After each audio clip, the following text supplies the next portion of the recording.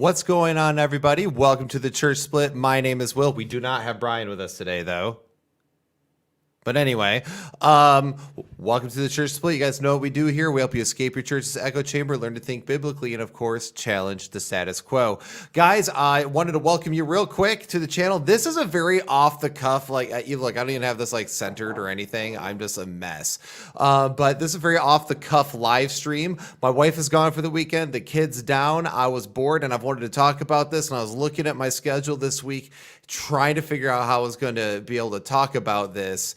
And yeah, there was going to be no time. So I was like, well, I'm just going to shoot something now. So it is past midnight, which definitely means I'm going to be scatterbrained.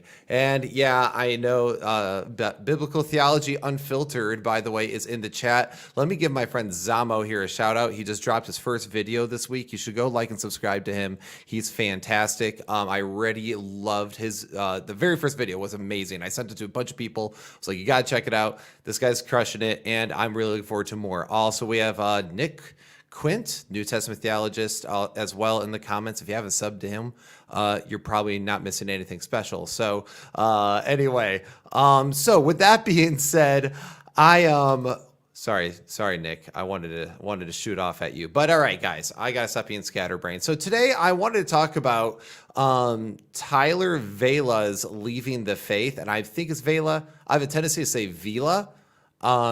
So if I get that mixed up as we go, I am very sorry. And I just so everyone knows, I have not watched the video he did put out yet. I haven't gotten to that. But I just kind of want to talk about the general overall part of the situation because, man, in the Christian theological and apologetics community, this entire week has been bananas. You have Cameron Batuzzi, going Catholic, and everyone's losing their minds over it. I'm over here like, oh yeah, didn't we all see that coming? Is that really that surprising? I mean, is that they're still Christian, right? But everyone's losing their minds, especially one part. I am going to talk about some of the ironies I am seeing in the last week, and then on the other side, you have Tyler Vela, who is who went from being a reformed apologist and defender of reformed dogma to now apparently denouncing Christianity. Now, for those who do not know, this is going to be talking about Tyler Vela specifically. It's not going to be dealing with, of course, Cameron Bertuzzi, because honestly, I don't care that he's Catholic. Congratulations. So, couple things. For those who do not know who Tyler Vela is, this is, of course, a guy who was reformed, as I had mentioned. So he was a Calvinist. He was a very outspoken Calvinist, and he was very, he was kind of involved in the debate sphere and the apologetic sphere, and he was pretty well liked by Calvinists. But I was kind of surprised when James White on Twitter was like, "Who is that?" And I'm like, "Oh, that hurts." Even James White knows who I am. Like that's not okay. I'm actually kind of surprised. I felt like James White would know him, but anyway. But Tyler Vela is, he was pretty well known within the smaller theological community. And those who were not Calvinist, I will be honest. So I think Calvinists liked him because he was kind of like a pit bull. He was known to be kind of, shall we say, pointed with his words. Is that a good way to put that? But the other problem is that he also was, to the non-Calvinists, he was actually known, in my experience with him, to be very almost disrespectful and disingenuous when he would engage with non-Calvinists. So I only engaged with him, I think, one time. He might not even remember it. I vaguely remember it. And I've seen him engage with other people, and I was just like, you know what? I'm out. Like, this is not the kind of person I'm overly interested in having a conversation with. But at the same time, I do know that many people looked up to him, and I'm not saying he's all bad. I'm just saying that I think that his approach was not always very good. But then again, I'm not a Calvinist, so I don't really, obviously, I already disagree with him, right, in his theological views. But then also, Plus, if somebody I feel like they're constantly misrepresenting my position, that's just not someone I really want to engage with. But who am I to judge? Oh man, it was all predestined. So I don't have Brian here as my tone police, so this is going to be really bad. So yeah, and barely Protestant, that's an awesome name. Vela has always been incredibly uncharitable. Yeah, and that's kind of been my experience with him. He has been uncharitable, and I'm not saying this to try to dog him. I'm just saying in my experience, he wasn't that way at all, and I think he had that kind of reputation for non-Calvinists or people or atheists who didn't agree with him.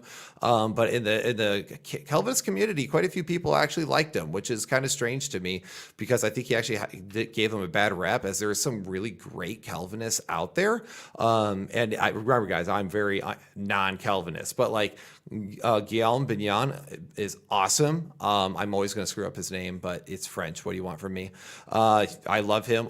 Chris Date, I love him as well. There's plenty of Calvinists I like. It's just, certain ones I'm like, yeah, I'm not down with how it was being argued. But anyway, so with that being said, all I'm going to do here, guys, is I'm going to read through his announcement. I'm going to read some of the comments he has made, and also I'm going to read some of the comments he's made in a recent live stream. And I'm going to point out some things that I find to be problematic, but also ironic in their own ways. And like I said, it's mostly going to be a commentary, I think, on the Kelvin community, so to speak. But anyway, so real quick, let's go ahead and get into this. So I'm going to share my screen with you guys. And again, this is off the cuff. I even had to move my screen around and my studio around a little bit to make this work. So the camera's right here, so I'm not like looking at it this entire time. So I'm sorry for those of you who that's probably going to bother you. So that's a thing. But all right, so let's go ahead and do this real fast. So we are going to, if I could just do this, well, crud monkeys, hold on. We're going to get there. Talk about holy dead air, Batman. All right, there we go. Yes, that screen. Sorry. I had it set up. Now here we are. All right. So, guys, you're just going to have to deal with it. I should be off to the left. Yes, I am. Cool. All right. You guys see that endless mirror of StreamYard. But all right, so right here, guys, is just his initial announcement. This is from his Freethinker podcast group, and this was his entire announcement. I'm just going to read everything, so that way I can't be accused of reading them out of context, okay? So he says this. It has become rather obvious to me from various events in my life that it's time to make public what my family and many friends know in private. This past year has solidified many things in my life and has also shown me that many things which I thought were solid were not.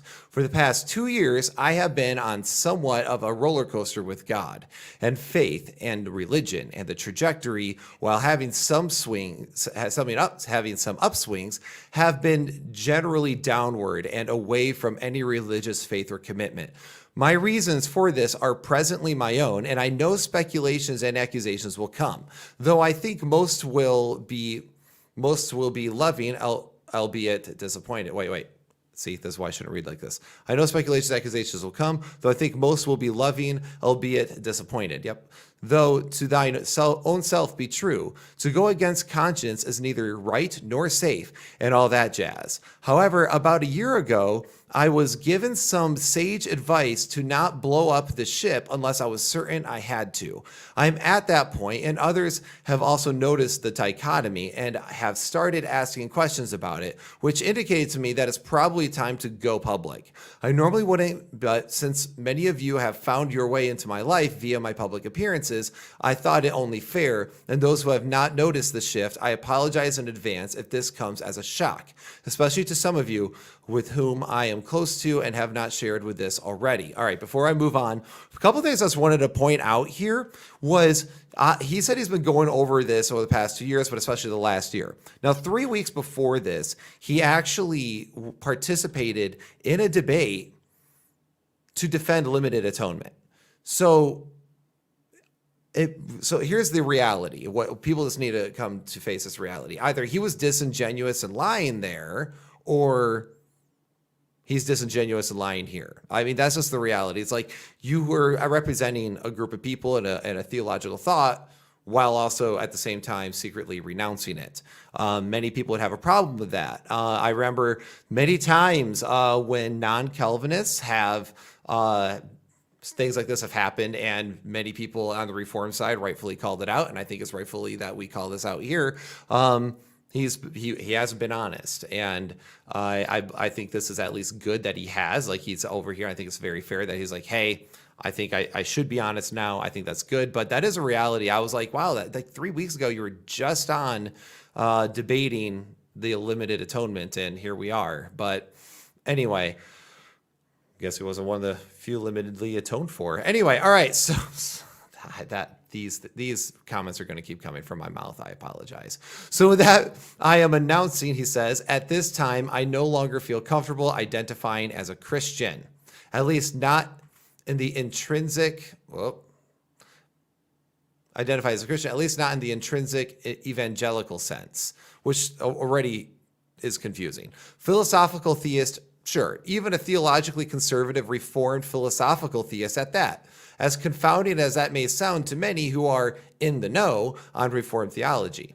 Beyond this, I do not have the answers. All I can do is put a sign on the steeple which reads church closed, and a sign on me, work in progress, or closed for renovation. I fought for a long time against the growing tide of doubts and reservations and honestly apathy and discontent, but found at the end of the day, the more I fought, the more acute they became, like an existential Chinese finger trap for which the more I struggled to free myself from, the worse it became. Okay, that's actually pretty funny. For those who may be bold or crass or just curious, I'll address some of the concerns. No, this is not due to some deep unrepented sin or addiction. No, my Calvinism didn't drive me to it in some fatalistic dash. And no, I'm not an atheist. No, I do not hate the Bible, think religion poisons everything, or any other such nonsense. I still find Christianity and the Bible to be beautiful, meaningful, and in some significant sense true. But I just cannot remain tethered to the mast and pretend that I can. I want to, or will order my life by the narrow precepts through its general equity is admirable. Few things on this that instantly stick out to me. This is actually just a big wall of jargon and contradiction. It just is. And it's weird to me that somebody who engages in the apologetics and theological sphere doesn't instantly identify it. Like, he goes, I know this might sound confounding to some. It's like, no, this, you can't say I'm no longer identifying as a Christian. And he has told people at this point that he actually denies Jesus, essentially. So he's definitely not a Christian. So intrinsic evangelical sense. Look, man, there's only one Christian sense. And the Christian sense is the death, burial, and resurrection of Jesus Christ.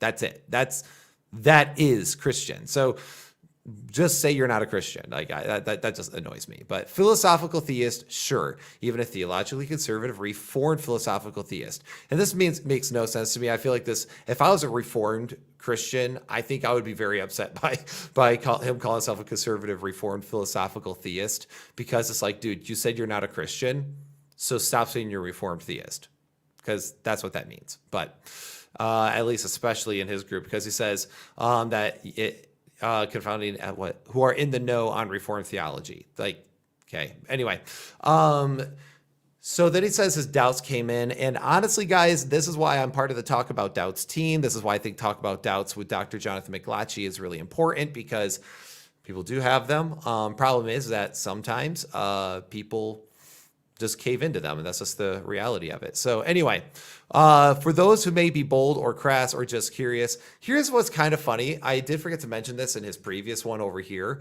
but one of the things he said, I'm sure the responses will be charitable, but I find it very funny that this is someone who is known not to be charitable. So I don't know. For me, it just kind of rubs me the wrong way. I'm like, okay, so you want do you want people to be charitable with you? Maybe he doesn't care. I don't know, but it's just kind of funny. So then he goes, so what is next? I have no clue. And that uncertainty, which used to terrify the control freak in me, is actually part of what led to the change. No idea. I studied this for decades, and honestly, I still love the discussions and the grand thoughts of significant exploration. So in other words, he enjoys the philosophical exercise. So do I walk away from all of it? Do I close up shop on the podcasts and YouTube debates and blogs, research and writing? How do I continue in good conscience without it becoming purely academic? Again, I have no idea. What are my beliefs on this or that for now? No clue. Thinking it through, and much will likely fade or change colors in the wash. For now, I'm walking in love and honesty and just enjoying the grand thing we call life with family and friends and those I hold near and dear. Thank you all for the years of love and support, and I hope that this does not negatively impact anyone's own journey as they explore their faith for themselves. I'm not trying to take anyone down with me or anything like that. I love you all, and for the last year, I am finally walking comfortable and confident in my own self. So this is me. Hi, nice to meet you again. So I'll say this. It isn't actually a very eloquently worded post, but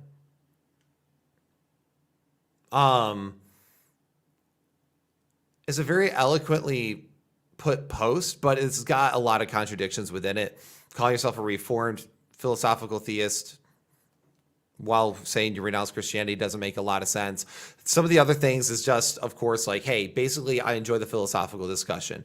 And kind of what I get from this at this point is that more like just a Neoplatonist, right? It's like, okay, well, maybe I am in some philosophical sense a theist, but I'm not a biblical Christian in that sense. So I guess I'm just a Platonist now. So anyway, so some of y'all are ridiculous in the comments, by the way. When I'm going to the other screen to share, guys, by the way, I can't see the chat, so hopefully nothing is crazy being said here that I can't catch up on later. But so if you have something that you really want me to say, save it for later. Okay, I will talk to you guys here in a minute. All right. So let's keep on trucking. Am I allowed to say that? I feel like that's what Braxton says, and I probably shouldn't say it because I feel like that's his tagline, but I like it. All right. So let's keep moving, folks, to the next part. So other people started asking him like, "Hey, what are your thoughts and beliefs on this?" And so this is kind of what he said over here. All right. He goes, "Some have asked what I do. What I do now with Jesus. I'm not sure, to be honest. I haven't worked it out. And honestly, I'm somewhat apathetic about it. I'm in a let the chips fall where they may. Even with that, I know that I don't believe in the Trinity, the divinity of Jesus, or the atonement. The concepts don't make sense to me anymore. And I think we're largely propped up by faith and the need to be, quote, orthodox and consistent within that system. Even after my faith dropped and I even felt the beliefs slipping away, I still choose to consciously affirm them again. Pascal's wager in viewing faith as a volitional activity and not purely a cognitive one. Some will think that was lying. I do not, but I understand that reaction. I mean, dude, kind of have been, but whatever. Anyway, so Jesus, in short, if I had to go with the classic Lewis trilemma taxonomy, I'd probably put him in a lunatic category, but not actually a lunatic crazy person, because that term is far too strong and negative and almost creates a false dichotomy that you either think he was right or a crazy person. Who should be locked up? In that time and place, there were many who believed that they were divine, and Jesus may have been deluded about this, calling an origin, but that does not mean, I think, that he was Looney Tunes or worthy of a padded cell. He was a good man who exhorted people to good living and care for the outcasts. At the end, I think the closest I have is that Jesus is an enigma. He defies classification, and that's okay. I just don't feel the need to resolve that puzzle anymore. But to the disappointment of many of you, I no longer believe he was the divine Son of God or Savior of my sins. So this is a straight up apostasy, right? Straight up apostasy. There's no way around it. He's apostatized. He's denied not just the divinity of Jesus, but the person of Jesus and his own messianic work. Okay, so it's not even just a denial of the Trinity that makes him an apostate. It's a complete denial of Christ and his finished work. All right, there's so much here. But I do want to point out a few things. Remember when he said this has nothing to do with his Calvinism? This has nothing to do with that, right? Nothing to do with that Calvinism, guys. I know what some of you guys are going to be thinking. It has nothing to do with my Calvinism. But then what does he say here? Well, these concepts don't make much sense to me anymore. I think they were largely propped up by faith and the need to be orthodox and consistent within that system. Because here's the reality. In Calvinism and in the Reformed community, there is something that is considered orthodox. And it is not just the Nicene Creed. It is not just like the first 500 years of the church. It is none of these things. It actually has its own system, which was built primarily, I mean, it has Catholic, obviously, like, or you could say Orthodox, truly historically Orthodox teachings. You could say things like the Trinity. But then in the 16th century with the Reformed dogma, you have tulip. That suddenly becomes a thing for Orthodoxy, right? You have to affirm tulip. You have to affirm the complete sovereignty of God. And by sovereignty of God, we mean the way they hijack it and presuppose it, which means that God causally determines all things, or that God unchangeably decrees all things. You have no free will. The other thing is you have to affirm, because he says, I don't believe in the atonement anymore. And I was just on like almost a 3-hour discussion on Faith Unaltered with actually a few people, but especially this boy down here, Joshua Davison. What's up, buddy? Your beard's looking good. I'm trying to play catch up. But anyway, where I was just on Faith Unaltered talking about the atonement. And you'll notice that me and Joshua Sherman, we actually just uploaded it on our channels because we want to promote it. We want to promote these guys as much as possible. So go check out Faith Unaltered, and don't watch it on our channel if you can. Watch it on theirs, but we have it here so that way other people can be exposed to them. But anyway, the thing is that even in Protestant Christianity, if you deny the idea of God pouring out his wrath on his son, they call you a heretic. In fact, I literally just said, I did not even explain my entire view, but with David Paulman on this channel, I said that I did not affirm that God poured his wrath out on his son. And James White called me a, quote, heretic, right? So now I don't really care, right? Because James White is whatever. I am so over you. But anyway, I've outgrown you. But anyhow, but the thing is with that, you have John MacArthur saying similar things. I mean, if you don't teach even that God descended into hell, that Jesus descended into hell and was punished for 3 days, some of these people will call you a heretic. So there is a system within Calvinism, and that is the things from the Reformation. You have to affirm the tulip. You have to affirm the binding of man's will. You have to affirm penal substitutionary atonement, because to them they're all connected, and they are all connected. If you look at tulip and you look at the system, you can't unsee it once you see it. This is the way it works. Okay, so he says that right here has nothing to do with Calvinism, but then he also says that he has to hold on to them in some sense because of some sense of having to remain orthodox. So in other words, remember when we say at the beginning of this, challenge the status quo? Because it does always need challenging. Because if you are I was just actually talking to a friend of mine. We're actually going to be recording an episode tomorrow together. He's a missionary. But I was talking to a friend of mine tonight, and he actually said, he's like, Orthodox and Protestantism has like no meaning, because they were called heretics, right? When they reformed the church, or they were reforming, they were called heretics. But then they started calling other people heretics, like the Anabaptists, and on and on and on it went, and to the point where everything's heresy. And when you make everything a big deal, nothing is a big deal.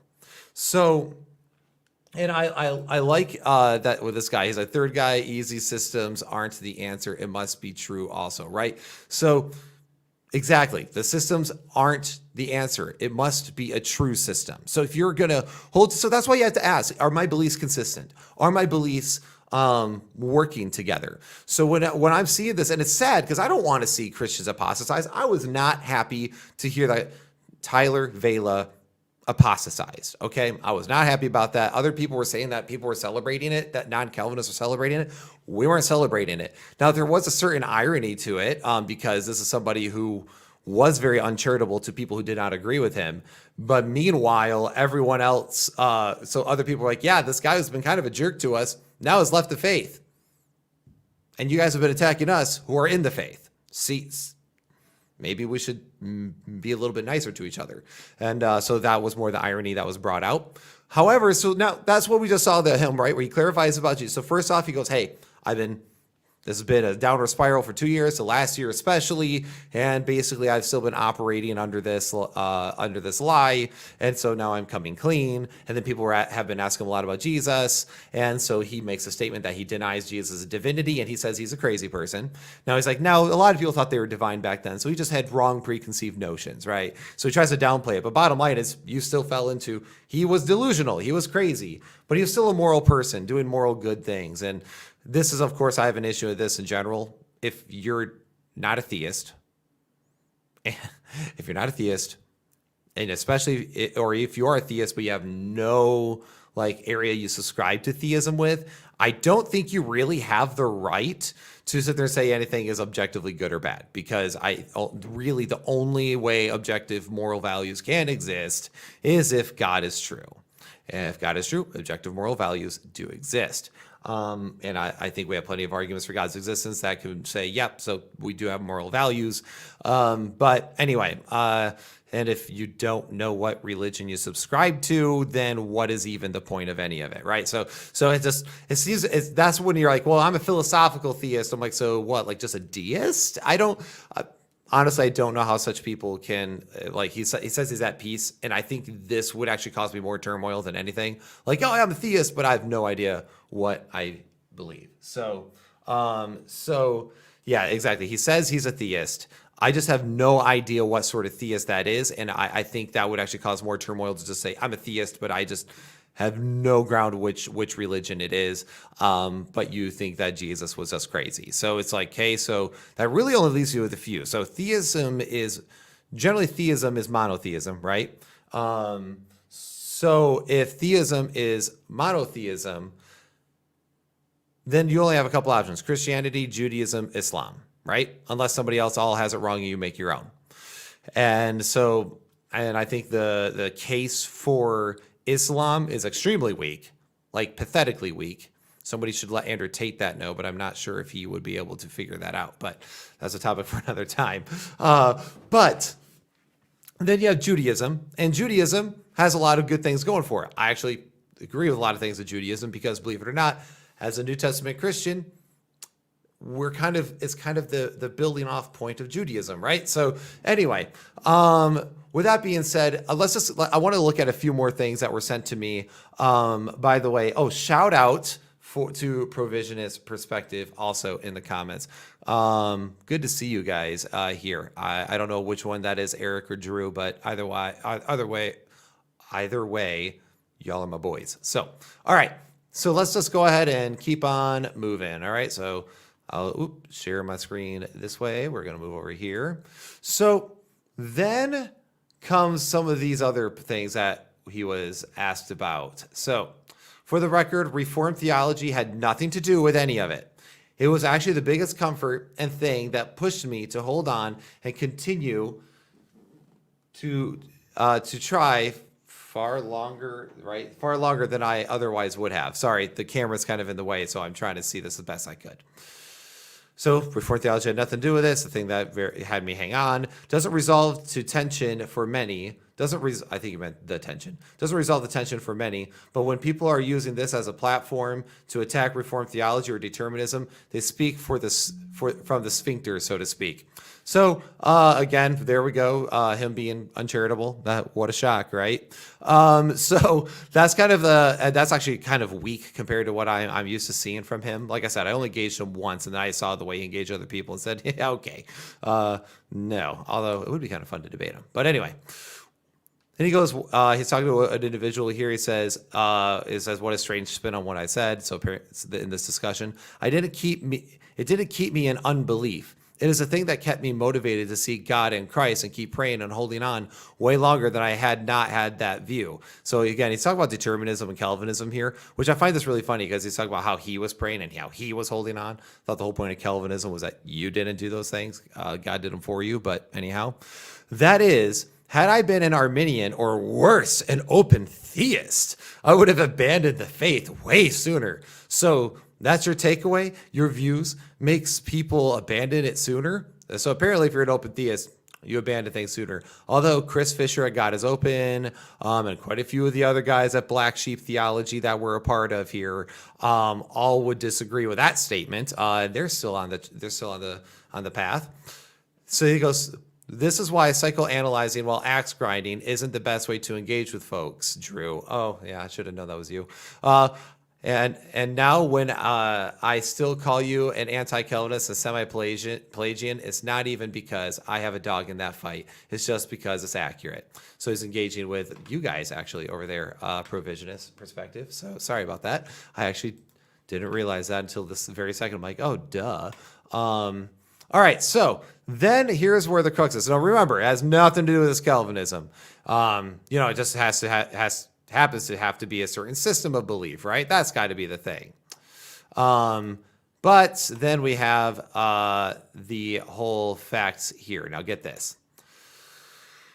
And I also think that the Bible teaches that I previously believed that it teaches what I previously believed it teaches. I just no longer believe that it is true. But I believe the Bible teaches what the Reformed say it does. So he's going, hey, I don't believe the Bible anymore. I don't believe Jesus anymore, but totally teaches a Reformed view. This is exactly what I saw from Eric Skwarczynski with Preacher Boys too. He was like, nope, I abandoned the faith. And I was like, well, have you even considered maybe a different system? Because one of the big things with Eric was he was like, well, if people accept the gospel and it's supposed to be this life-changing things, why do people still abuse?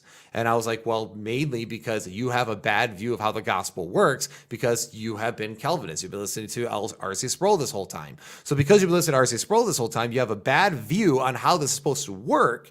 And thus, you equated that with Christianity and abandoned it all. So when I mentioned this to him, he goes, nope, the Bible reads Calvinist, it reads Reformed, and that was just his staunch position. Same with what we're seeing here with Vela. There's no way, you know what, I was wrong about God existing, but there's no way, no, that's right, he's a theist. That's right, I was wrong about Jesus and who Jesus was, but I definitely could not be wrong about the Reformed perspective.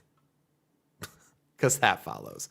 All right, and now here's the crux of it. Remember, Calvinism and determinism has nothing to do with it. Yet he says this. It matters not how straight the gate, how charged with punishments the scroll. I am the master of my fate. I am the captain of my soul. Much love from Tyler Vela. So, it had everything to do with this Calvinism after all. That's the reality. It had everything to do with it. Because bottom line is, he wants to be the master of his own fate, the master of his own soul. Calvinism doesn't allow for that. It doesn't allow for you to be that. It means that everything has to be unchangeably determined and decreed by God to come to pass. There's no ifs, ands, or buts about it. So every time you're suffering, it has to be from God. Why? For his own glory. Well, why does God gain glory by my being a child and being abused by a parent? Doesn't matter. Don't think, just believe. He does it for his own glory. He has his own reasons within his secret will. And also, ironically, if let's say he does go full on non-theist and atheist, atheism is just as determined as Calvinism. It just attributes it to natural causes as opposed to divine causes. And here's the reality as well that a lot of Reformed people don't want to talk about when it comes to this. So he wants to be the master of his own fate. He wants to be the master of his own soul, that sort of thing. And as a determinist, you can't be. In fact, that's the same view that, and people really don't like to admit this, but that's where Islam and the Reformed views come together. They both believe God's sovereignty means that he has to be all-powerful, but we forget the omnibenevolence, right? He has to be omnipotent. He must be able to do anything that is conceivable, which means he can do that which is contradictory. He can will evil and still call himself good, and he can make all things happen to come to pass. But no matter what, you have a contradictory view of God. So no wonder why we see people who were Reformed. And by the way, I don't want to come off like I hate Reformed people, okay? I don't, okay? I don't want to come off that way. I love Reformed brothers and sisters, and one of my favorite things, and I will give them a compliment here, okay? One of my favorite things about the Reformed community is how based they are when it comes to conservative values, like the pro-life issues and the transgender issues and a lot of those sorts of things. I really appreciate that about that community and the pushback we see there. But some of the things that I just don't think is very, very helpful is just how things are in general with all this, right? Like where their view of the decree of God is unchanging, that God decrees everything that comes to pass, including evil. None of that makes a whole lot of sense to any of us, I don't think. At least probably any people here. So bottom line is that this had everything to do with Calvinism. It did. And anyone who says otherwise is lying to you. Now, here's the ironic part. Now, this is the ironic part I also wanted to talk about. I am old enough to remember when John MacArthur's scandal came out recently. Actually, last year at some sort. And me and Brian covered it on an episode. You should go check it out. And one of the things that happened during that time was as soon as the scandal came out, suddenly the super base Reformed community started defending him, right? And it started turning into, oh, you got to be, they're tone policing. You're being too mean. You're being too harsh. And all these different things about John MacArthur, right? They suddenly came to his defense. You're being too mean. You're being too harsh. Show grace, show grace, show grace. And then this whole thing with Tyler Vela. We see people do the same thing, right? Oh man, you other people need to stop it. Stop attacking the Reformed community. Stop attacking Calvinism. Stop using this to attack Calvinism. Stop using this to attack the Reformed community.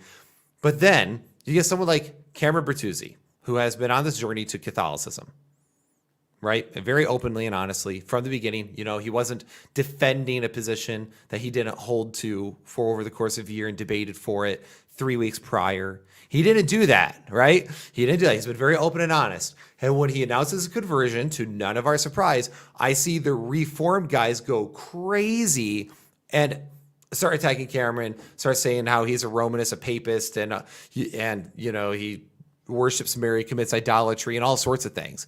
And I just can't help but see the irony where it's like, oh, of course, when it's someone from your group, suddenly the tone matters. But when it's somebody who's not in your group, the tone doesn't matter, which is why you cheered for Tyler Vela and his crassness with other people so long. But as soon as he turned hat and ran, now you're just asking for grace and mercy.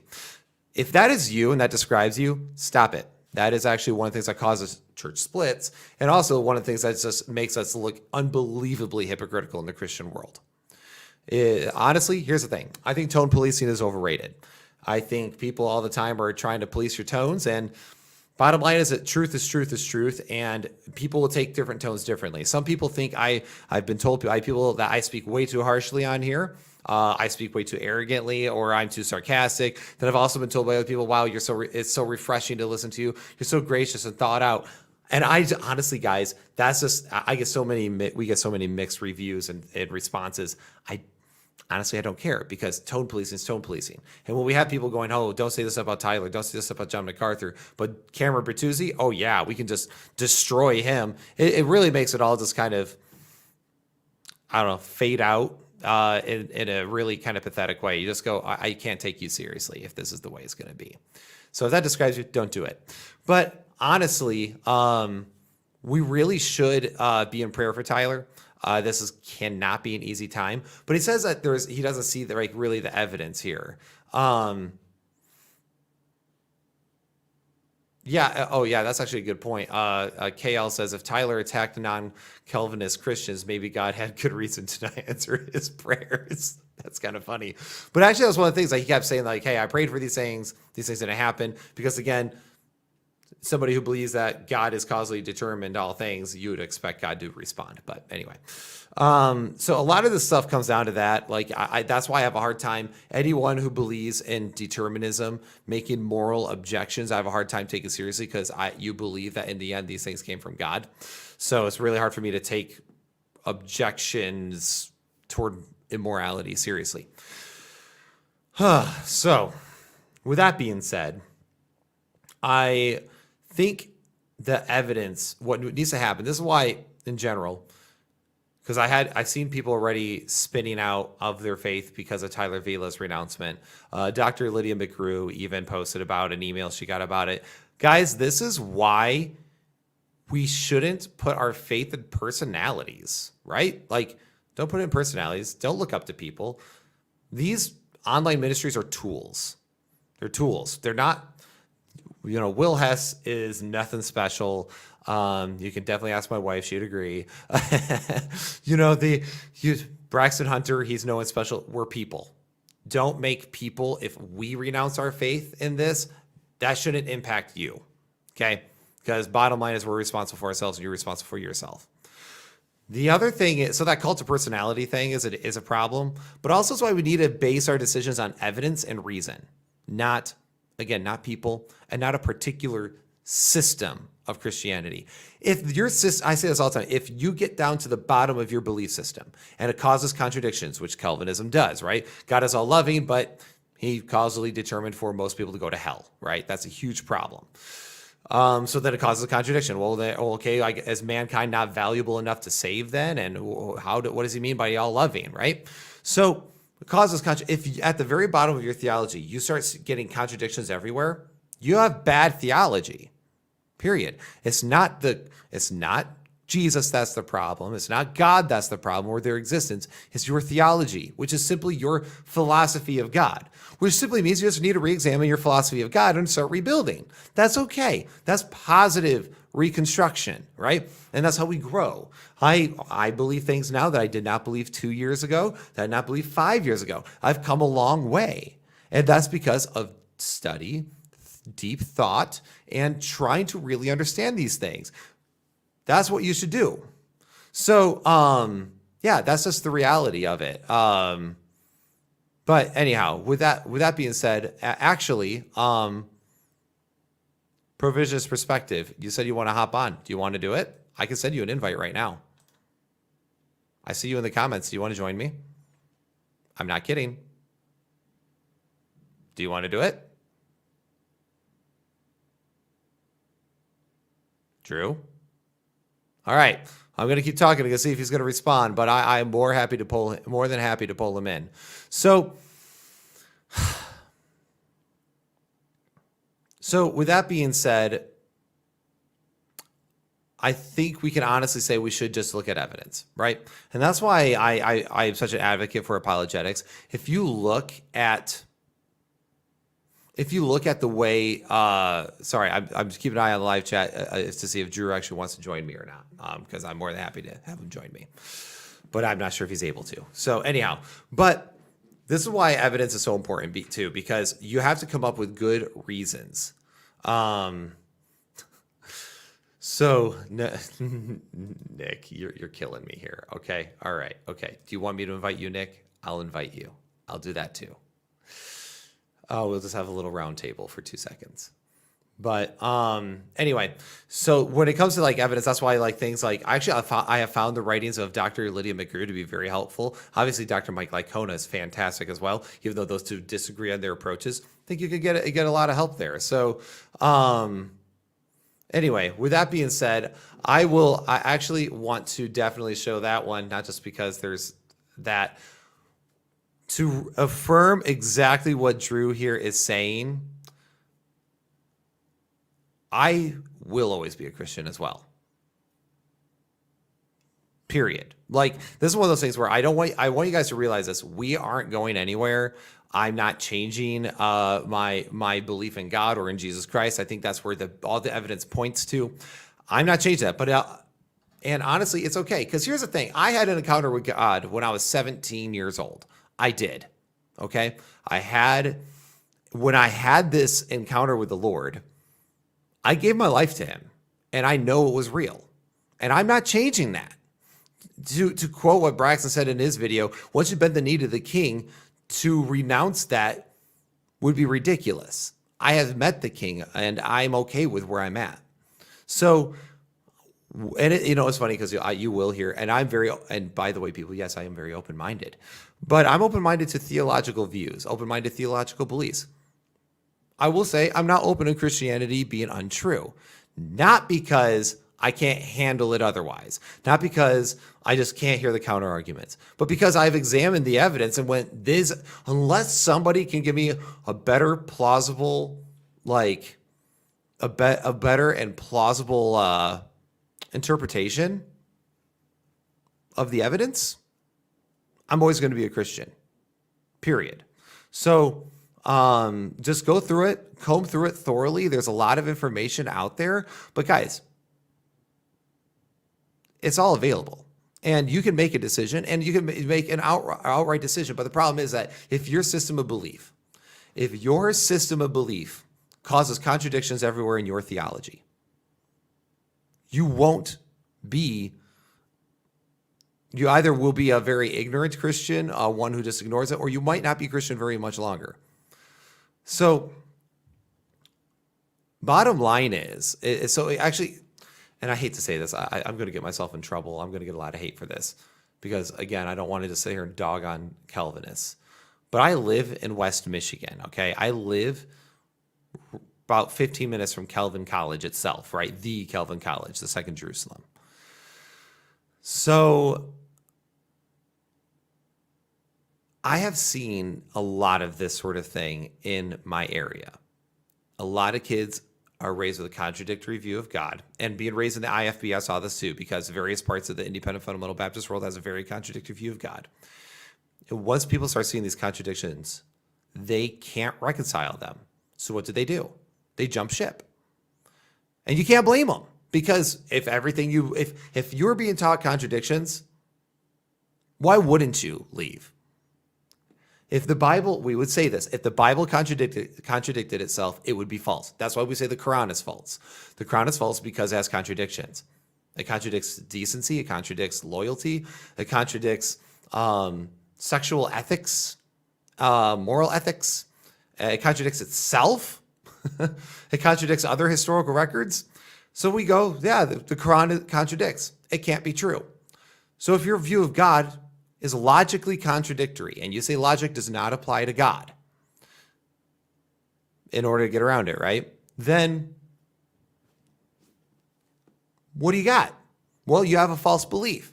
Well, the problem is that when you're taught that this is the only orthodox view, this is the only view acceptable within Christianity, and anything else is heresy, you are going to have people leave. Because they're going to go, oh, I can't believe anything else is the only acceptable way to believe. Well, that contradicts itself. It can't be true. I'm leaving. That happens way too often. And look, I think a lot of our Reformed friends can at least agree on that to some degree. But the problem is, I think Calvinism just does create logical contradictions within the very character of God. So anyway, with that being said, study up, guys. And if you were impacted by this like negatively, I apologize, guys. But you have to stay on guard. And that's why, again, don't fall into a cult of personality. There are certain people I look up to in the faith, but I do not put everything in. Okay? I really looked up to Ravi Zacharias until everything came out. And now I go, he said a lot of true things, but unfortunately he did not live them out. Doesn't mean he made all false. He says still have some good quotes though, so I will say that. But honestly, I can't emphasize that enough, that it's okay to study other views. So, Zamo, you're not going to leave the Bodhi cult? Brian's not that cool. Come on, man.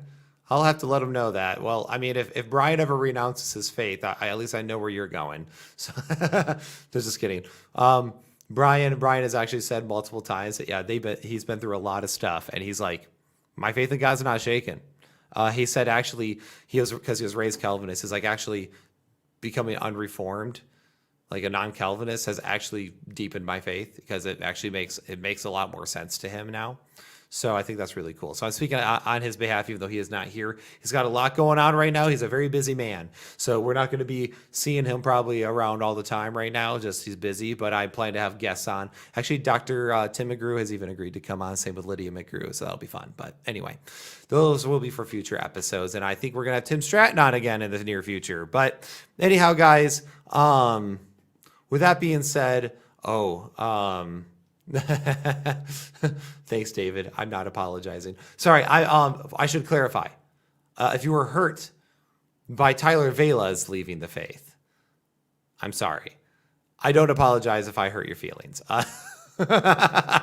Thank you, David, for catching that. I'm just speaking my thoughts and my opinions on this. But again, with all this, Tyler Vela says it had nothing to do with Calvinism and his theology. When it comes right down to it, it did. He wants to be the master of his own fate. His theology doesn't allow him to be that at all, so he renounces the faith. Even though I'm sure it's more in depth than that, but there is a lot of truth to that. So, by the way, guys, Rising Above podcast is my brother David Hess. You should check him out. I've been on his channel, and there's an interview with me and him on there. It's pretty raw, FYI, very adult. So be careful. It's very raw, but I do plan to have David on too in the near future. So anyhow, just for now, Caleb, just for now, he's just right now, he's got a lot going on. So he might not be on as much right now, but he will be on regularly again. Don't worry. He will be back. He's not leaving us. Brian will never leave. Trust me, he's too much of a control freak to let this thing go without his presence. So I already told him. I sent him a text tonight and was like, "Hey, Brian, I'm going to do a rogue live. I'm going rogue. I'm doing a live stream." And he goes, "Oh, okay." I was like, "Yeah, hopefully it doesn't burn to the ground." He's like, "Yeah, hopefully not," because he's the guy who keeps track of everything. So, but anyway, guys, honestly, I really hope your faith is not shaken by someone like Tyler leaving. But guys, honestly, that's why we have to be okay with things being open, all right, in our theology. We have to be okay with exploring our theology, challenging our beliefs, and having discussions. If you don't do that, it can cause disaster. And this is why we have to be careful with stupid words like heretic, okay? Or blasphemy. That should be reserved for only the highest crimes in theology, not basic mistakes. And also, you know what? He said it was, I forgot to mention this. The one thing I wanted to mention as well. Remember, he apostatized, right? So Tyler Vela announces that over the last year, essentially, he's been living a lie. Then he announces his apostasy, that he rejects everything about Christ. Then he says that it'd be worse yet if he was an open theist. And then Calvinists within his group were like liking that. And I was like, dude, are you seriously? And they're like liking him still responding to the provisionist perspective. Like they're siding with the guy doesn't even affirm their king, right? This guy called their king a crazy person. Like their Lord and Savior, he called a lunatic. And they're siding with him and liking his stuff because, well, yeah, he's dunking on the provisionists. That is crazy. And that should show you right there when you're on the wrong side. When you care more about a theological system than you do about the legitimate, actual crux of the matter, which is who Jesus Christ was and who he claimed to be and his work. Like, does anyone else see that as a problem? Let me know in the comments. Does anyone else see that as a problem? It's like you care more about your Calvinism than you do this guy Renounces. I don't know. That's just that makes me feel all icky all over. So anyhow, with that being said, I'm not an open theist, guys, but I do have lots of open theist friends, and actually, I would be an open theist long before I was ever a Calvinist, because I actually think open theism makes more sense than Calvinism. But anyway, with that being said, guys, that's my rant. That was my discussion. So sorry for bothering you guys if it's late at night. Here it's 1 a.m. right now. My daughter gets up early. My wife's gone for the weekend, so I got to be on baby duty. So I got to let you go. So with that being said, if you have not liked and subscribed to the Church Split, go right on ahead and like and subscribe to Biblical Theology Unfiltered, and also to the Provisionist Perspective, because they're awesome, and the Rising Above podcast with David Hess, the Confident Faith podcast, and also do not subscribe to this guy. Nick Quint is the worst, and we all hate him. So anyhow, actually you should totally go like and subscribe to his channel. He's great. So anyway, with that being said, guys, thank you so much for tuning in to the Church Split. Like, subscribe, leave us a 5-star review. Let us know what you think in the comments below of the entire situation. I'd be curious to know your guys' thoughts. And let me know if I'm completely crazy. Because, guys, one of the things I do here is I just tell you my opinions. I tell them to you pretty raw. And sorry, I seemed a little distracted. I was distracted by the live chat, which I always do when I'm in a live stream, which is why when I'm doing a really serious deep dive, I cannot ever do it live stream. I have to pre-record those because if I get distracted, it's bad. So sorry for any of the dead air, but guys, I look forward to talking to you guys really soon. I am recording tomorrow, a pre-recording, not a live stream, doing a pre-recording with a friend of mine tomorrow, and I'm really excited about it because I think you guys will enjoy it. It's going to be with a missionary, and it's going to be about getting over victim culture and getting over trauma and the problems him and I both have with how people who've experienced abuse and trauma handle it. So with that being said, guys, keep an eye out for that. Take care. I've kept you all long enough with my ramblings, and God bless. All right, we'll see you soon.